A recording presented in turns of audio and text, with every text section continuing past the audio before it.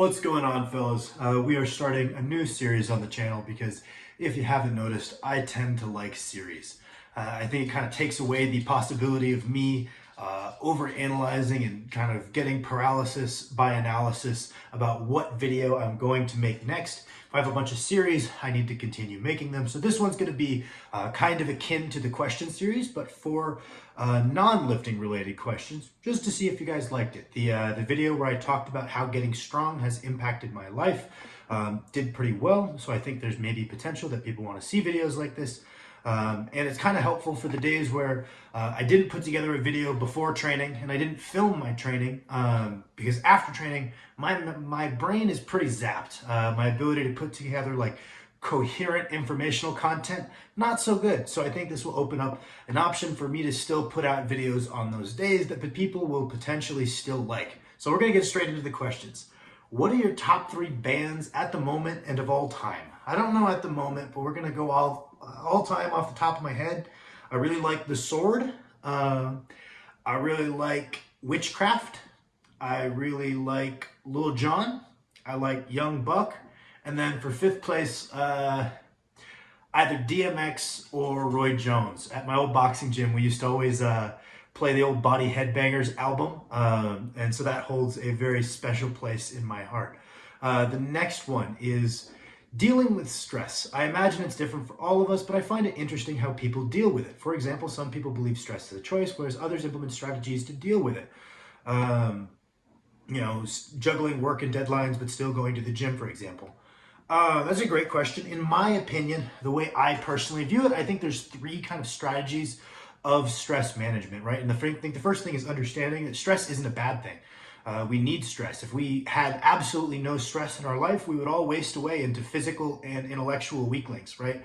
So there's kind of a sweet spot. If we fall below that, I think we kind of physically and mentally atrophy. And if we're above that, I guess we also physically and mentally atrophy. So we try to hang out in that sweet spot. But the way I personally view it, the 3 means of stress management, one of them is long-term, and that's kind of the positions you put yourself in as far as like jobs, who you're around. We don't necessarily have control of, if you've got, 2 finals and a paper due this week, unless you feel like dropping out of school, you got 2 finals and a paper. We don't have control over that incoming stress, but in the long term, we can pick career fields that we feel kind of put us in that sweet spot. I, for example, moved out to Montana with a little bit lower cost of living than back in Washington. As a means of stress management, I elect to work for myself, even if it makes me a little bit less money.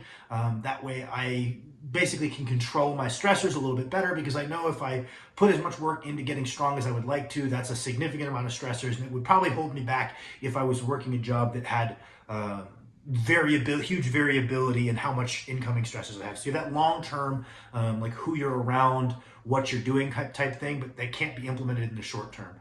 The second thing is I made a video a while back, and Stan Efforting made a very similar video called Stress for Success. I talked about a barrel, right? So we are the barrel. If that barrel overflows, we're kind of not doing so good. And there's water coming in and there's water coming out of the barrel.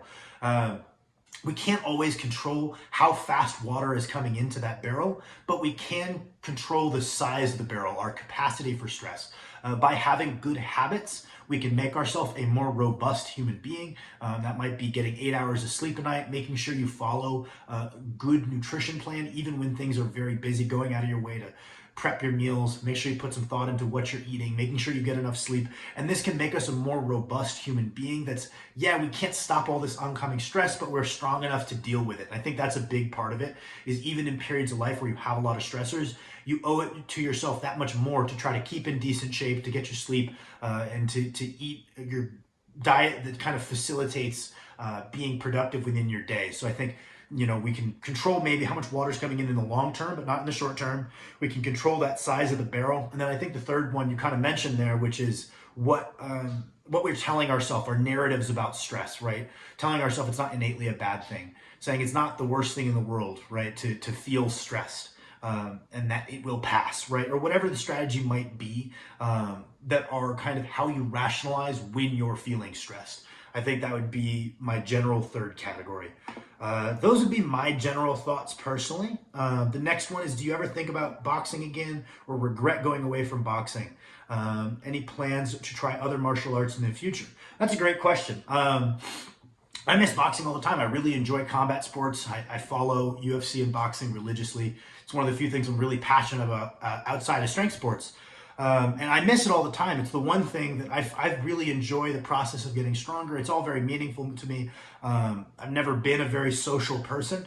So I don't feel like I'm sacrificing much. It just comes naturally to me to try to eat my meals, to try to go to bed on time, to even if there's some pain that comes along with lifting, that all comes very naturally to me. I don't feel like I've sacrificed anything. The only thing I really feel like I'm sacrificing is boxing, because I subscribe to kind of the old ancient Chinese proverb, he who chases two rabbits catches neither, which is to say that if you try to be the best at two things, you are going to be the best at neither. And I think there's nothing wrong with saying, oh, well, what I think is cool is I think it'd be really cool to be pretty goddamn strong and pretty good at boxing. I think that would be a really cool person. I want to be that person. That's awesome. I think that's a perfectly admirable goal. It's just not how I'm wired. I think it would kill me to know that I'm limiting my potential in one or the other. So I feel like that's the one thing I am sacrificing. But I think that's kind of my out, is being really heavy, whether it's muscle or fat, or whether you're in good shape or bad shape. All of this is not so good once you get a little older, not so good for your quality of life. Big dogs die younger.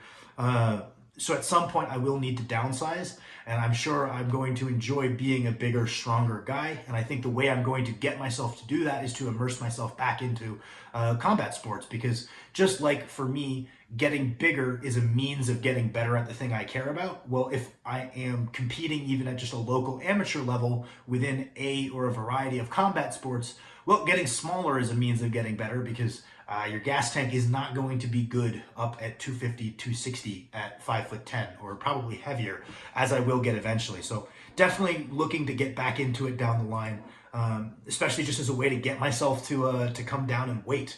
The next one is, who is your favorite superhero? And what is your favorite dinosaur? Okay, so when I was a kid, some guy gave me his comic book collection, like a big old collection. I didn't have the internet. I wasn't like a real comic book guy. I only had the ones that were in this collection, but I read them religiously. So off the top of my head, number one favorite, absolutely Hellboy. That's an easy one for me. I really enjoyed the X-Men comics. I think my favorite from the X-Men back then was probably Wolverine. Obviously, like any meathead in the world, I really liked the Incredible Hulk.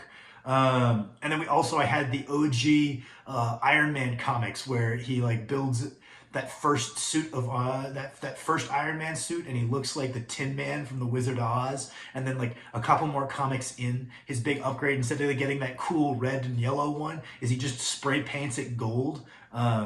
I really enjoyed that one as well. As far as my favorite dinosaurs, here in Montana, I believe we are the fossil capital of the United States, some of the highest fossil density in the area of anywhere in the world. So we've got a cool museum around here called the Museum of the Rockies, with a bunch of like nearly full fossils of like T-Rexes and all these other ones that really drive home how big they are. But I find the ones that are, they've got the bald head and they run into each other with their head, I find those guys very relatable. So I'd have to say that whatever the hell those things are called, those are my favorites. Let's see. I don't want this one to be too long, as it's just kind of an intro to the series potentially, but the last one was the nearly non-existent social life of a dedicated lifter. Well, I don't think it needs to be non-existent. Mine is, I have always been, anyone who knows me knows I'm a very antisocial person. My only friends are my girlfriend, my brother, and I guess my clients. And I guess probably some of my clients are watching this. They're like, Sam, you are not personable at all. What are you talking about?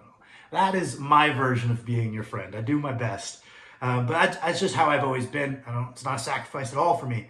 But Max kind of struggled with this. Every time he would go to hang out with his friends, he would feel like, man, I feel really bad after hanging out with my friends, because I feel like I'm deviating from my goals. We didn't go to bed on time. I missed a meal. Like, this means that having friends is at odds with my goals. I need to be antisocial, kind of like what you're implying. And I don't think that's necessarily the case. I always told Max, I said, Max, if you just get some friends that share your goals, then you can have a social life, right? you are all taking getting stronger seriously, well, then you could take a break from like playing Warzone or whatever the hell you're doing to all go get Chipotle.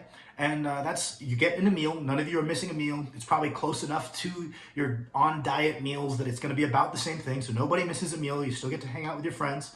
You're all going to probably be conscious of bedtime because you all have training tomorrow, and your training crew or training partners, if you can find them and they're as serious as you are, can also be a very healthy social life. Not that I have one, I train alone in a garage, but I would say that that doesn't have to be the case. And that if you do want a social life, you can have one if you find friends that are equally invested in the same or similar goals. Let me know if you guys have more questions. We still got more to get through here, or if you don't like the series, let me know. I will not take any offense to it. Thank you for watching.